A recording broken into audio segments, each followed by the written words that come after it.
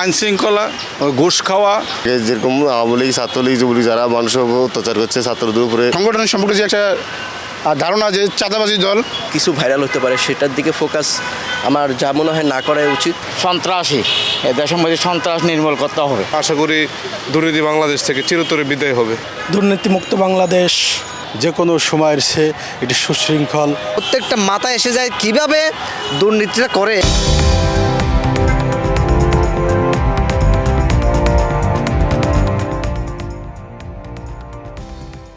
দর্শক, বাংলা এডিশনের নিয়মিত আয়োজন জনমত আপনাকে স্বাগত।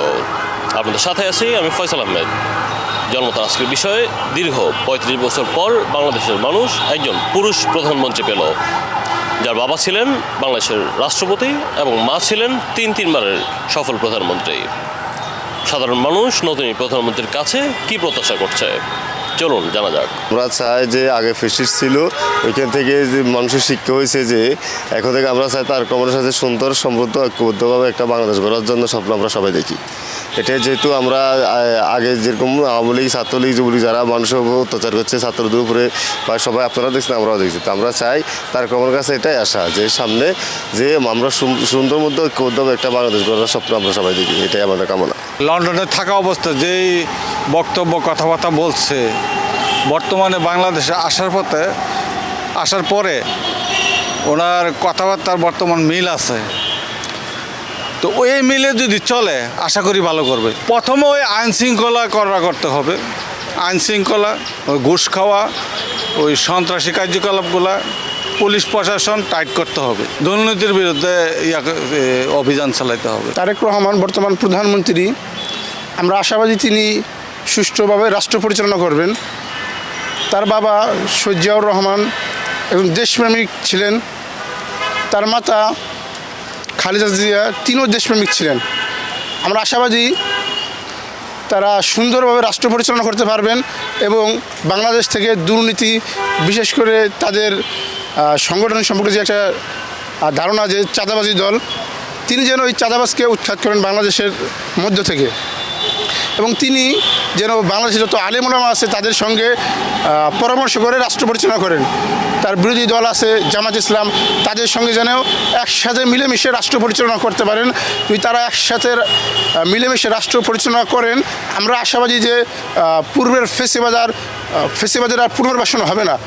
আমরা আশাবাদী তার কাছে তিনি যেন রাষ্ট্রটাকে আরও উন্নয়নশীল রাষ্ট্রের মধ্যে নিয়ে যেতে পারেন এবং তিনি বাংলাদেশকে একটা ধর্ষণমুক্ত, চাঁদাবাজমুক্ত, দুর্নীতিমুক্ত একটা বাংলাদেশ তিনি গড়তে পারেন। আমরা তার বিরোধিতা করব না যতক্ষণ পর্যন্ত সে অন্যায়, জুলুম, নির্যাতনের মধ্যে না যাবে। আমরা কখনো আওয়ামী লীগ বা বিএনপির বিরোধিতা করি নাই, আমরা জুলুম, অন্যায়, অবিচারের বিরোধিতা করেছি। যদি কখনো দেখি যে তারেক রহমান অন্যায়ের মধ্যে চলে গেছেন বা অন্য কোনো জুলুম নির্যাতনের মধ্যে চলে গেছেন, তাহলে আমরা বিএনপি বা তারেক রহমানের বিরোধিতা করব না, আমরা সরাসরি জুলুম, অন্যায়, অবিচারের বিরোধিতা করব। আমার মনে হয় সে সঠিকভাবে দেশ পরিচালনা করছে, কারণ সে সকল জনগণের ভোটে সুষ্ঠুভাবে সে তার জায়গায় তিনি বসেছে। সো তার এখন বর্তমানে নতুন সে তার অনেক সমস্যা হতে পারে, অনেকভাবে অনেক কিছু ভাইরাল হতে পারে, সেটার দিকে ফোকাস আমার যা মনে হয় না করাই উচিত, কারণ এগুলা একটা গুজব টাইপের জিনিস। সেগুলা দিকে ফোকাস করলে এখন দেশটা অচলের দিকে চলে যাবে। দেশের আইন শৃঙ্খলা পরিস্থিতি নিয়ে খুব একটা চেষ্টা করা দরকার। আর নিত্য প্রয়োজনীয় জিনিস সাধারণ মানুষ যেভাবে চলতে পারে, ওনার প্রতি অনেক সাধারণ মানুষ যদি নিত্য প্রয়োজনীয় জিনিসভাবে দেশভাবে চলতে পারে, দেশের জন্য ভালো, জনগণের জন্য সমর্থন পাবে, উনি দেশের জন্য ভালো হবে। উনি এক নম্বর হলো সন্ত্রাসী, এ দেশের মধ্যে সন্ত্রাস নির্মূল করতে হবে। সন্ত্রাস এ দেশের মধ্যে আপনাদের নিত্য প্রয়োজনীয় প্রত্যেক থানায় যেভাবে সন্ত্রাস গডফাদার সৃষ্টি হয়েছে। আর ছাঁদাবাজ, এক নম্বর হলো ছাঁদাবাজ থেকে দেশের থেকে নির্মূল করতে হবে। বর্তমানে দেশের মধ্যে আবহাওয়া আওয়ামী লীগ কার্যক্রম আবহাওয়া নিষিদ্ধ, এটা পরবর্তীতে আবার সরকার তারেক রহমান কী সিদ্ধান্ত নেয় এটা তো বলা যাবে না। আইনের শাসন নিশ্চিত করতে হবে, এটাই ওনাদের কাছে আমাদের সবচেয়ে বড় চাওয়া। যে বাংলাদেশের মধ্যে আমরা দেখেছি মবের সংস্কৃতি এসেছে, এইগুলার চিরতরে নির্মূল করাই হবে ওনার প্রথম কাজ। এবং আমাদের একজন নাগরিক হিসাবে যে ধরনের মৌলিক অধিকারগুলো এইগুলা নিশ্চিত করা হবে ওনার অন্যতম একটি কাজ। দুর্নীতির বিরুদ্ধে ইতিমধ্যে অ্যাকশন নেওয়া শুরু করেছে। আশা করি দুর্নীতি বাংলাদেশ থেকে চিরতরে বিদায় হবে। আমাদের প্রত্যাশা তো একটাই, দুর্নীতিমুক্ত বাংলাদেশ।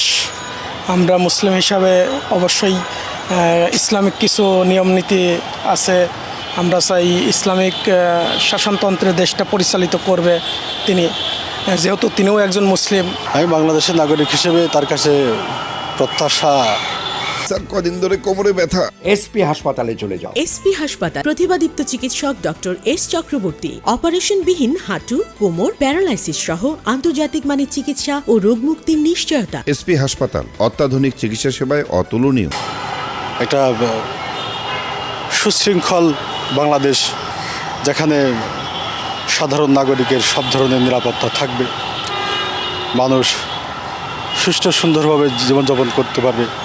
সেটা হইতে পারে আপনার অফিস আদালত থেকে শুরু করে রাস্তাঘাট, সব জায়গায় মানুষ সেটা নিরাপত্তা বিরাজ করবে। এবং আমি প্রত্যাশা করি শহীদ রাষ্ট্রপতি জিয়াউর রহমান বাংলাদেশের একজন সৎ শাসক ছিলেন এবং তার সহধর্মিণী বেগম খালেদা জিয়া বাংলাদেশের একজন অবিসংবাদিত নেত্রী ছিলেন। আপনারা জানেন যে উনি এই বাংলাদেশের গণতন্ত্রের জন্য, মানুষের স্বাধীনতা ফিরে আনার জন্য তিনি কারাবরণ করেছেন এবং আজীবন সংগ্রাম করেছেন।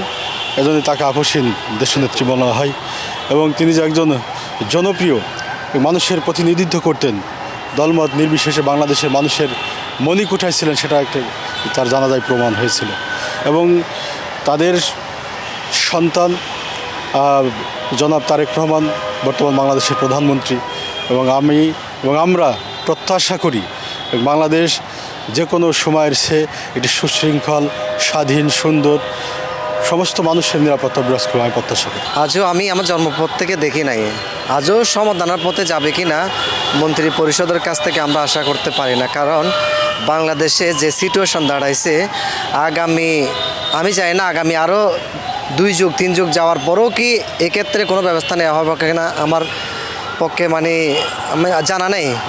কারণটা হচ্ছে যে বাংলাদেশে যে পরিস্থিতি এখন দাঁড়াইছে, যে রাজনৈতিক পরিস্থিতি, এই রাজনৈতিক পরিস্থিতিটা সমাধান আমার মনে হয় যতক্ষণ না মাথা পিছু হয় যে ঋণ বোঝাটা আমাদের আছে, এই জিনিসটা শেষ করতে আরও 2 যুগ পার হয়ে যাবে।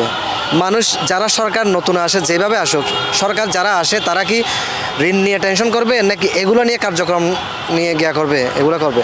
আমার কথা হচ্ছে যে মন্ত্রিত্ব যে দায়িত্বটা পাচ্ছে, প্রত্যেকটা মাথায় এসে যায় কিভাবে দুর্নীতিটা করে, এখান থেকে একটা মেয়াদে যখন আমি সুযোগটা পাইছি কিভাবে হাতিয়ে নিয়ে আমি বিদেশে পার করে একটা শান্তিপূর্ণভাবে লাইফস্টাইল করব, এটা নিয়ে চিন্তা করে।